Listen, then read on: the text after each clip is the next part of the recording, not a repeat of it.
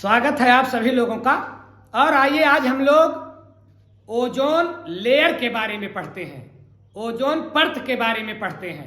ये ozone layer क्या है, इसकी सुरक्षा क्यों जरूरी है, इसके क्षति होने से अपने लोगों को क्या नुकसान है, आइए इन्हीं बिंदुओं पर हम लोग चर्चा करें।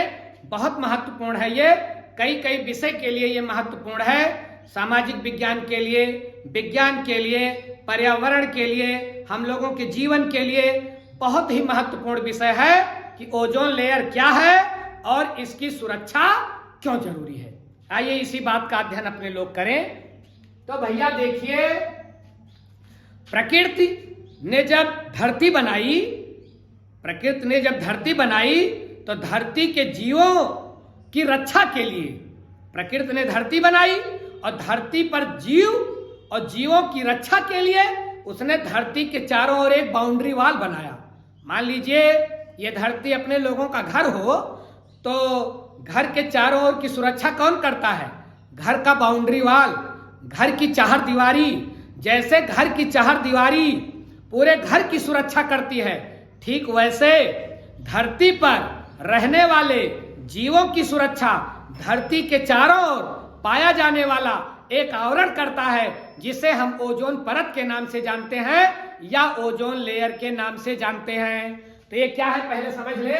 देखिए मान लीजिए ये अपने लोगों की धरती माँ है, ये अपने लोगों की धरती माँ मान लीजिए है।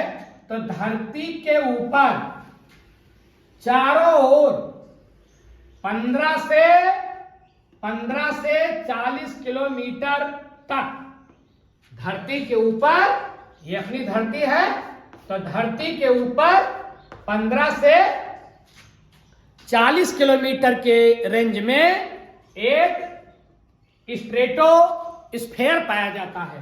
क्या पाया जाता है? स्ट्रेटोस्फेयर। मतलब इसी को हिंदी मीडियम वाले क्या बोलेंगे? समताप मंडल। तो एक समताप मंडल पाया जाता है, स्ट्रेटोस्फेयर पाया जाता है। इसी समताप मंडल में आपसे एक नंबर का प्रश्न पूछ लेगा कि ओजोन परत किस मंडल में पाई जाती है। तो ओजोन परत किस मंडल में पाई जाएगी? समताप मंडल में। इंग्लिश मीडियम वाले स्ट्रेटोस्फेयर में। तो ये जो स्ट्रेटोस्फेयर है, समताप मंडल है, इसी में ओजोन गैस की एक परत पाई जाती है, ओजोन की परत पाई जाती है धरती के चारों ओर। ये क्या है? ये है ओजोन परत। अब ये ओजोन परत क्या करती है पहले तो जान ले, ओजोन है क्या। देखिए ऑक्सीजन के 3 परमाणुओं के मिलने से ओजोन बन जाती है। ऑक्सीजन एक परमाणु है तो एक O, अगर ऑक्सीजन के 2 परमाणु इकट्ठा हो गए O2, तो ऑक्सीजन जो अपनी प्राणवायु गैस है, और ऑक्सीजन के 3 परमाणु इकट्ठा हो गए O3, तो ओजोन परत का निर्माण हो जाता है। तो ओजोन का निर्माण हो जाता है। तो यही ओजोन गैस जिसमें ऑक्सीजन के कितने परमाणु विद्यमान हैं? 3। ओजोन में ऑक्सीजन के कितने परमाणु? 3। यही गैस एक बहुत मोटी लेयर बनाती है और इसी लेयर को हम बोलते हैं ओजोन परत। अब ये लेयर काम क्या करती है, ये प्रश्न उठता है। तो भैया जो सूर्य है ये अपने लोगों के लिए भिन्न भिन्न प्रकार की किरणें फेंकता है। 3 प्रकार की किरणें फेंकता है सूर्य। एक तो किरण फेंकता है कौन सा? दृश्य प्रकाश, जिसकी मदद से हमें दिखाई पड़ता है। और दूसरा फेंकता है दृश्य प्रकाश। आप लोगों ने पढ़ा होगा कि 7 रंगों का समुदाय, आपने पढ़ा होगा इसको। तो उन्हीं 7 रंगों के प्रकाश से, किरणों से अपने लोगों को धरती की चीजें दिखाई पड़ती है। लेकिन इन 7 रंगों के अलावा सूर्य की जो किरणें होती हैं उनमें एक किरण और होती है जिसे हम बोलते हैं यूवी किरण या अल्ट्रावायलेट किरण, या हिंदी मीडियम वाले पराबैंगनी बोलते हैं। कौन सी किरण? पराबैंगनी। अब ये सूर्य जो पराबैंगनी किरण छोड़ता है, दृश्य प्रकाश, अच्छा ये जो ओजोन लेयर होती है ना, ये बड़ी समझदार होती है तो निर्जीव, है तो जड़ पदार्थ, लेकिन बड़ी समझदार। जैसे अपने लोगों के घर की बाउंड्री होती है निर्जीव जड़ पदार्थ, लेकिन वह किसी अराजक तत्व को अंदर आने से रोकती है। अपने लोगों की बाउंड्री वाल अपने लोगों के घर के चारों ओर और अपने लोगों की सुरक्षा करती है। ठीक उसी प्रकार से ये पृथ्वी है, तो पृथ्वी के चारों ओर ये जो ओजोन लेयर है ये बड़ी समझदार है। ये दृश्य प्रकाश को तो अंदर आने देती है, मतलब जिससे हमको दिखाई पड़ता है, इसको बोलते हैं दृश्य प्रकाश, जो 7 रंगों का समुदाय है। अब जिसको हम विबग्योर बोलते हैं, 7 रंगों का समुदाय, तो बैगनी से लेकर के और लाल तक, वायलेट से लेकर के विबग्योर का पहला अक्षर भी, तो वी फॉर वायलेट, और अंतिम अक्षर आर फॉर रेड। तो बैगनी से लेकर के लाल तक की किरणों को तो ये आने देता है ओजोन लेयर। जो ओजोन लेयर बाउंड्री वाल के रूप में होता है, ये दृश्य प्रकाश को तो आने देता है, क्योंकि इसी प्रकाश से अपने लोगों को वस्तुएं दिखाई पड़ती हैं। लेकिन ये जो बाउंड्री वाल है, जब सूर्य भगवान, भास्कर भगवान से अल्ट्रावायलेट किरणें आती हैं, तो इन अल्ट्रावायलेट किरणों को ये आने नहीं देता है, बल्कि यही सोख लेता है। तो अल्ट्रावायलेट किरणें ऐसे देखें, अल्ट्रावायलेट किरणें यहीं आगे नहीं बढ़ने पाएंगी। अल्ट्रावायलेट किरणें देखो, दृश्य प्रकाश को तो ये ओजोन परत अंदर आने दे रही है, लेकिन ये जो अल्ट्रावायलेट किरणें हैं, और ध्यान रखेंगे अल्ट्रावायलेट किरणों की तरंगदैर्घ्य 10 नैनोमीटर से 400 नैनोमीटर होती है। बड़ी खतरनाक ये वेवलेंथ है तरंगदैर्घ्य। कितनी तरंगदैर्घ्य होती है अल्ट्रावायलेट किरणों की? आपसे 1 नंबर का प्रश्न पूछ सकता है, अल्ट्रावायलेट किरणों की वेवलेंथ कितनी हो सकती है? 10 से 350 400 नैनोमीटर, 350 400 नैनोमीटर। तो ये जो तरंगदैर्घ्य है ये बड़ी खतरनाक है, ये अपने लोगों के लिए बड़ी हार्मफुल है, आएगी पृथ्वी पर तबाही मचाएगी। कौन सी किरण? पराबैंगनी किरण। लेकिन ये जो ओजोन लेयर होती है, ये पराबैंगनी किरण को आगे सरकने ही नहीं देती, सोख लेती है। तो ये जो ओजोन परत है, ये एक प्रकार से किसका काम कर रही है? धरती के बाउंड्री वाल का काम कर रही है। पराबैंगनी रूपी चोर को, पराबैंगनी रूपी दुष्ट को, पराबैंगनी रूपी अराजक तत्व को ये धरती पर आने ही नहीं देता और अपने लोगों को कई समस्याओं से बचा लेती है। कौन? ओजोन परत। तो इस प्रकार से हम कह सकते हैं कि ओजोन परत धरती की सुरक्षा कवच है। ओजोन परत क्या है? धरती की सुरक्षा कवच है। एक लाइन में आपको परिभाषित करना पड़े कि ओजोन परत से आप क्या समझते हो, तो आप क्या लिखोगे कि ओजोन परत धरती के ऊपर 35 से 40 किलोमीटर दूर ऊपर समताप मंडल में पाई जाने वाली ओजोन गैसों का एक लेयर है। ओजोन गैसों की एक परत है जो पराबैंगनी किरणों को पृथ्वी पर आने नहीं देती, उसको अवशोषित कर लेती है। तो एक प्रकार से ये जो है ओजोन परत क्या बन गई? ओजोन परत धरती की बन गई सुरक्षा कवच, धरती की बन गई बाउंड्री वाल। अब प्रश्न ये उठता है, अच्छा ध्यान रखेंगे, ये जो O3 होता है इसका रंग हल्का नीला होता है। ओजोन गैस का रंग कैसा होगा?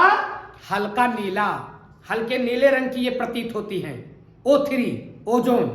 अब आप ध्यान रखें कि जब भी परीक्षा में पूछे कि ओजोन लेयर क्या है, तो ओजोन लेयर धरती की सुरक्षा कवच है, ये शील्ड का काम करती है, पराबैंगनी किरणों को आने नहीं देती। अब पराबैंगनी किरणें आ जाएंगी तो अभी हम बताएंगे क्या क्या झंझट खड़ा हो जाएगा। ये समझो कि बहुत बड़ा खतरा है अपने लोगों के लिए पराबैंगनी किरण। यही एक बात हम लोग ये ध्यान रख ले कि ओजोन परत की खोज किसने की थी। कभी कभी ये भी प्रश्न आ जाता है कि ओजोन परत की खोज किसने की थी। तो भैया ओजोन परत की खोज फ्रांस के वैज्ञानिक ने की थी 1915 में। किस सन में? 1915 में। दो वैज्ञानिकों ने मिलकर के ओजोन लेयर की खोज की थी। एक का तो नाम था फेबरी चार्ल्स। क्या नाम था? फेबरी चार्ल्स। याद रखिएगा नाम, फेबरी चार्ल्स। और दूसरे का नाम था Henri Buisson. Henri Buisson, Henri Buisson. क्या नाम है? Henri Buisson. और दूसरे का नाम फेबरी चार्ल्स। इन दोनों ने मिलकर के ओजोन लेयर की खोज की थी। ये भी याद रखिएगा, कभी कभी यही पूछ लिया जाता है।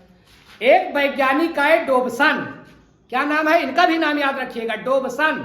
इन्होंने जगह जगह यंत्र रख के ये चेक किया धरती पर कि कहां कहां ओजोन लेयर टूट रही है, कहां कहां ओजोन लेयर ब्रेक हो रही है, कहां कहां ओजोन लेयर क्षतिग्रस्त हो रही है। इसकी खोज की डॉबसन नाम के एक वैज्ञानिक ने।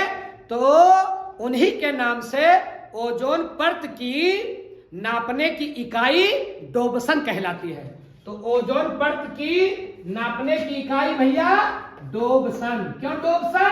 क्योंकि डोबसन नाम के वैज्ञानिक ने ही जगह जगह पर यंत्र रख के ये पता लगाने का प्रयास किया कि ओजोन लेयर कहां कहां कमजोर हो रही है।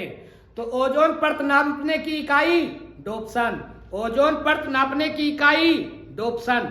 और एक बात ध्यान रखें, अपने लोगों ने इतनी बदतमीजी की है धरती पर, इतनी छेड़खानी की है अपने लोगों ने कि ये ओजोन लेयर जो अपने लोगों के लिए सुरक्षा कवच का काम कर रही है, अपने धरती के लिए, धरती के प्राणियों के लिए, ये प्रति साल, प्रति ईयर, प्रति 10 साल में, प्रति 10 साल में इस ओजोन लेयर में 4% की कमी आ रही है। प्रति 10 ईयर, हर 10 साल में, हर 10 साल में ओजोन लेयर की कितनी कमी आकी गई है? 4%। मतलब 4% इसकी मोटाई कम होती जा रही है हर 10 साल पे।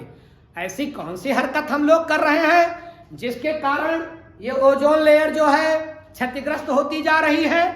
आइए देखें कि अपने लोग कौन सी हरकत कर रहे हैं जिसके कारण भगवान भास्कर से निकलने वाली पराबैंगनी किरणों को रोकने वाली ओजोन लेयर, जो अपने लोगों तक पराबैंगनी किरणों को आने ही नहीं देती है, ये ओजोन लेयर अपने लोगों के किस हरकत से, अपने लोगों के किस हरकत से ये ओजोन लेयर डैमेज हो रही है। तो ओजोन लेयर, ओजोन परत, ओजोन परत के डिस्ट्रॉय होने का, क्षय होने वाले पदार्थों को बोलते हैं भैया ओडीएस। कौन से पदार्थ बोलते हैं? ODS. O for ozone, D for depleting और एस फॉर सब्सटेंस। ओडीएस का पूरा नाम क्या होगा? Ozone depleting substance. Ozone depleting substance, ozone क्षयकारी पदार्थ। ओजोन, ओजोन डी फॉर क्षयकारी या डिप्लीटिंग और सब्सटेंस मतलब पदार्थ। तो अपने लोग कुछ क्या निकाल रहे हैं? धरती पर कुछ हरकत कर रहे हैं, अपनी सुख सुविधा के लिए कुछ झंझट पैदा कर दे रहे हैं। हम खुश सुखी रहें, अगले का चाहे जो हो, इस धारणा से हम काम कर रहे हैं। तो कौन सा पदार्थ निकाल रहे हैं? ODS, ozone depleting substance. ये पदार्थ क्या करते हैं? ये पदार्थ ओजोन लेयर को तोड़ रहे हैं, उनसे टकरा रहे हैं, उनको तोड़ रहे हैं। ये ओजोन का बहुत बड़ा नुकसान कर रहे हैं। अब इसमें कौन कौन है? इसमें एक पदार्थ तो है CFC। ये है CFC मतलब क्लोरोफ्लोरोकार्बन। आपसे पूछ लेता है CFC क्या है, तो ध्यान रखिएगा, क्लोरोफ्लोरोकार्बन। और एक यौगिक है HCFC। ये तो है CFC क्लोरोफ्लोरोकार्बन, और एक और पदार्थ है HCFC, यह है हाइड्रोक्लोरोफ्लोरोकार्बन। तो क्लोरोफ्लोरोकार्बन्स, हाइड्रोक्लोरोफ्लोरोकार्बन्स, और एक पदार्थ याद रखिएगा, अपने लोग जाता खेतों में उपज पाने के लिए किसान एक कीटनाशी का प्रयोग करता है। उस कीटनाशी का नाम है मिथाइल ब्रोमाइड। क्या नाम है? Methyl bromide. अब ये जो मिथाइल ब्रोमाइड है, जो हाइड्रो क्लोरोफ्लोरोकार्बन है और जो क्लोरोफ्लोरोकार्बन है, ये सब ऐसे पदार्थ हम ऐसी गैसें हम पैदा करते हैं, ऐसे पदार्थ हम बना लेते हैं जो किसका नुकसान पहुंचा रहे हैं? हमारी धरती की सुरक्षा कवच का, अर्थात ओजोन लेयर का। तो आपसे पूछा जाए कि ओजोन लेयर को क्षतिग्रस्त कौन कौन से पदार्थ कर रहे हैं, तो CFC, HCFC और मिथाइल ब्रोमाइड जैसे पदार्थ। अब आप सोचेंगे कि सर ये कहां से निकलेगा, कहां बनता है? तो ध्यान रखें, जितने ये ओजोन क्षयकारी पदार्थ हैं, ये कहां कहां से निकलेंगे?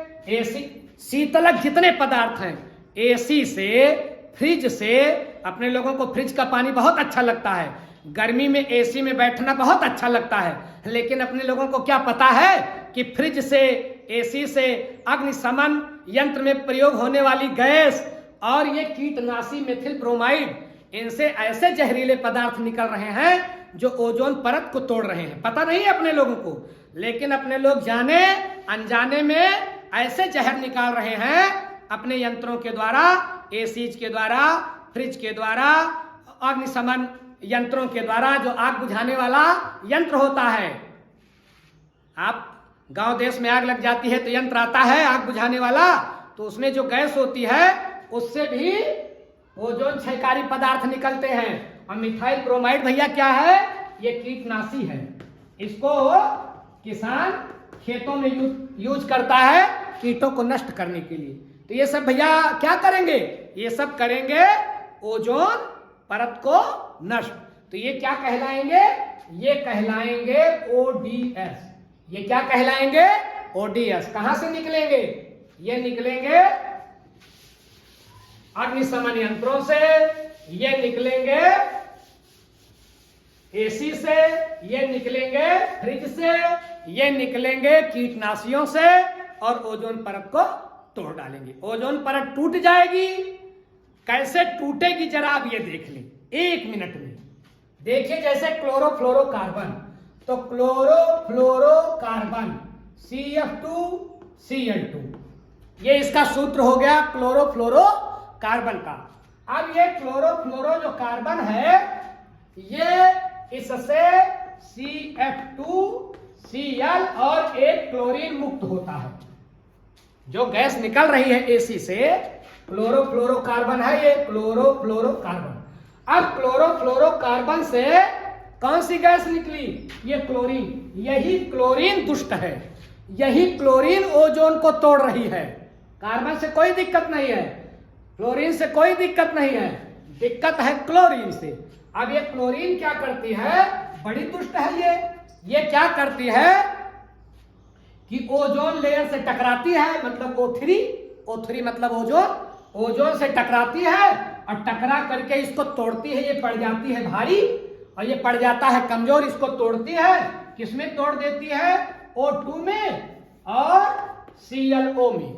किसमें तोड़ देती है? देखिए O2 में, और एक O इससे निकल करके Cl से जुड़ जाता है, तो ClO बन गया और O2 बन गया। अब टूट गई ओजोन लेयर टूट गई, O2 बन गया। ओजोन लेयर टूटी नहीं कि अल्ट्रावायलेट किरणें आना शुरू हुई नहीं। अब देखें, और इतने नहीं, और जरा आगे देखें कि ये जो ClO है, ये फिर और O से जुड़ करके Cl और O2 बनाता है। तो देखिए इस प्रक्रिया में ओजोन लेयर तो टूट गई O2 में और O2 में, और ध्यान ClO बना, और ClO फिर हाइड्रोजन के ऑक्सीजन के परमाणुओं से मिलकर के O2 बना लेता है, और Cl फिर मुक्त हो गया। अब ये Cl फिर ये Cl जो मुक्त हो गया, ये Cl फिर O3 को तोड़ेगा। भैया ये प्रक्रिया अनवरत चलती रहती है, फिर Cl मुक्त होगा। इस प्रकार से आप लोग ध्यान रखिएगा कि एक CFC, एक क्लोरोफ्लोरोकार्बन हजारों ओजोन अणुओं को तोड़ देता है। एक क्लोरोफ्लोरोकार्बन कितने ओजोन के अणुओं को तोड़ देता है? हजारों, क्योंकि क्लोरीन मुक्त होता जाएगा और क्लोरीन मुक्त होता जाएगा, ओजोन को तोड़ता जाएगा। कितना खतरनाक है CFC। इसी आपसे हो सकता है प्रश्न पूछ ले कि ओजोन लेयर को क्लोरोफ्लोरोकार्बन कैसे तोड़ता है, तो याद रखेंगे कि इसी समीकरण का आप यूज करेंगे। अब फिर ClO3 होगा, क्या बन जाएगा? O2, और फिर ClO, फिर ClO से जुड़ेगा। ये प्रक्रिया चलती रहेगी। तो एक CFC हजारों ओजोन को तोड़ेगा, ये उसकी प्रक्रिया है, तोड़ने की प्रक्रिया। अब जब इसने तोड़ दिया, किसको तोड़ दिया? ओजोन लेयर को CFC ने तोड़ दिया, मतलब क्लोरोफ्लोरोकार्बन ने ओजोन परत को जब तोड़ दिया तो क्या होगा? फिर अल्ट्रावायलेट किरणें आना शुरू हो जाएंगी। अल्ट्रावायलेट किरणें आएंगी तब क्या झंझट खड़ा होगा? भैया अल्ट्रावायलेट किरणें अगर धरती पर आने लगी, और ध्यान रखें बसंत के मौसम में पता चला है कि 4-4 किलोमीटर ओजोन लेयर में होल हो जाता है। 4-4 किलोमीटर। सबसे पहला ओजोन लेयर कहां पता चला? अंटार्कटिका पर। सबसे पहला ओजोन लेयर का छेद।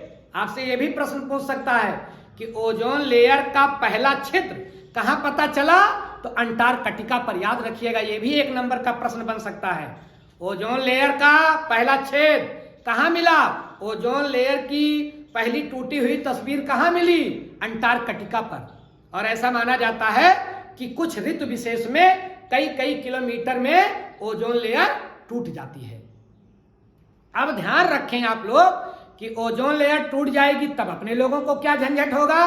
भैया अगर ओजोन लेयर टूट गई तो पहला काम तो जब ओजोन लेयर टूट जाएगी, पराबैंगनी रूपी जो दुष्ट किरण है, भगवान भास्कर से निकलने वाली, भगवान सूर्य से निकलने वाली जो किरण है अपने लोगों के ऊपर पड़ेगी, तो अपने लोग कई बीमारियों से ग्रसित हो जाएंगे। उसमें एक बीमारी है तो त्वचा कैंसर। चमड़ी कट के गिरने लगेगी कोढ़ियों की तरह। जैसे कोढ़ी लोगों की चमड़ी कट करके गिरती है, वैसे सभी लोगों की चमड़ी कट करके गिरने लगेगी। त्वचा कैंसर हो जाएगा, फेफड़े का कैंसर हो सकता है, स्तन कैंसर हो सकता है। कैंसर का नाम सुनते ही हाथ पांव फूल जाता है। कितनी खतरनाक बीमारी है। किसी को पता चल जाए कि मुझे कैंसर है तो मरने के पहले ही वो मर जाता है। खतरनाक से खतरनाक कैंसर पराबैंगनी किरणों से हो सकता है, और उसको तोड़ने के जिम्मेदार हम खुद हैं। एसी का उपयोग करेंगे, फ्रिज का उपयोग करेंगे, कीटनाशी का उपयोग करेंगे, ये सब उसको तोड़ेंगे। और कौन सी बीमारी हो सकती है? एक आंखों की बीमारी हो जाती है, मोतियाबिंद की बीमारी। उसको बोलते हैं हम लोग कॉर्टिकल मोतियाबिंद। कौन सी मोतियाबिंद? कॉर्टिकल मोतियाबिंद। बड़ी खतरनाक बीमारी है आंखों की। ये हो सकती है। फसलों पर प्रभाव पड़ता है, पृथ्वी के तापमान पर प्रभाव पड़ता है। वैज्ञानिक बताते हैं कि अगर ओजोन परत जो है क्षतिग्रस्त हो गई पूरी तरह से, तो फिर धरती पर वर्षा का भी जो क्रम है वो बिगड़ जाएगा, और धीरे धीरे बिगड़ ही रहा है। आप देख ही रहे हैं, वर्षा में कमी हो जाएगी। ल्यूकीमिया नाम की बीमारी हो जाती है। तो तरह तरह के कैंसर हो सकते हैं अगर अल्ट्रावायलेट किरण अपने लोगों की धरती पर आई तो। वैज्ञानिक बहुत चिंतित हुए कि अल्ट्रावायलेट किरण को कैसे रोका जाए, ओजोन परत को कैसे सुरक्षित रखा जाए। तो इसके लिए भैया 1987 में, इसके लिए 1987 में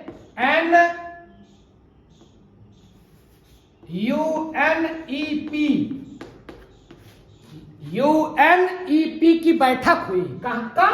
1987 में। याद रखिएगा, ये भी प्रश्न पूछा जाता है। 1987 में UNEP, United Nations environment programme. UNEP का पूरा मतलब क्या हुआ? United Nation environment programme. तो ये यूनाइटेड नेशंस इन्वायरमेंट प्रोग्राम, जो पर्यावरण के प्रोग्राम की बैठक हुई, तो उसमें सभी देशों ने ये तय किया कि ये जो CFCs गैस हैं, CFCs जो गैस है, इसको 1986 के स्तर पर रखा जाए। किस स्तर पर रखा जाए? बढ़ने ना दिया जाए। किस स्तर पर रखा जाए? जितना 1986 में थी उससे ज्यादा बढ़ने ना दिया जाए। तो कभी कभी आपसे एक नंबर का प्रश्न पूछ लेता है, किसी भी प्रतियोगी परीक्षा में पूछ सकता है कि UNEP की 1987 की बैठक में क्या फैसला लिया गया? तो 1987 के सभी देशों की बैठक में यह निर्णय लिया गया कि CFC जैसी जो गैसें हैं, जो ओजोन लेयर को जो है समाप्त करने वाली, नष्ट करने वाली जो गैसें हैं, उनको उत्पन्न करने की जो स्थिति है वो 1986 के स्तर पर रखी जाएगी, उससे ज्यादा बढ़ने नहीं दी जाएगी। ऐसा सभी देशों ने प्रॉमिस किया है, लेकिन कोई देश इसका अनुपालन कर नहीं रहा है। लगातार इन चीजों की बढ़ोतरी हो रही है जो ODS का निर्माण कर रहे हैं। भैया अब आप एक बात ध्यान रखें कि ओजोन लेयर बची रहे, धरती के प्राणी बचे रहे, प्रकृति ने जो ओजोन लेयर रूपी बाउंड्री वाल सुरक्षा कवच अपने लोगों को दी है, ये बची रहे। इसके लिए पब्लिक को, जनता जनार्दन को, जब तक हम लोग जागरूक नहीं होंगे तब तक मामला सुधरने वाला नहीं है। जब तक जन जन तक ये बात नहीं जाएगी तब तक कुछ सुधरने वाला नहीं है। इसके लिए एक जागरूकता दिवस जो है बनाया गया। किस तारीख को? 17 सितंबर। ध्यान रखिएगा, कभी कभी आपसे केवल यही पूछ लेता है कि ओजोन परत संरक्षण दिवस कब मनाया जाता है? 17 सितंबर। ओजोन परत संरक्षण दिवस 17 सितंबर। ओजोन परत संरक्षण दिवस 17 सितंबर। ये डेट याद रखिएगा। ये डेट सभी लोगों को जागरूक करने के लिए मनाई जाती है, ताकि सभी लोग जागरूक हो कि ओजोन लेयर का अपने जीवन में क्या महत्व है, धरती के लिए क्या महत्व है, इसको कैसे बचाएं और इससे क्या क्या नुकसान है, इसका क्षय कैसे हो रहा है। तो मुझे लगता है ये बहुत ही महत्वपूर्ण टॉपिक जो अपने जीवन से भी जुड़ा है और परीक्षा से भी जुड़ा है, इसको आप बेहतर ढंग से समझे होंगे। ऐसे ही पॉइंट्स के साथ आगे मिलेंगे। ओके।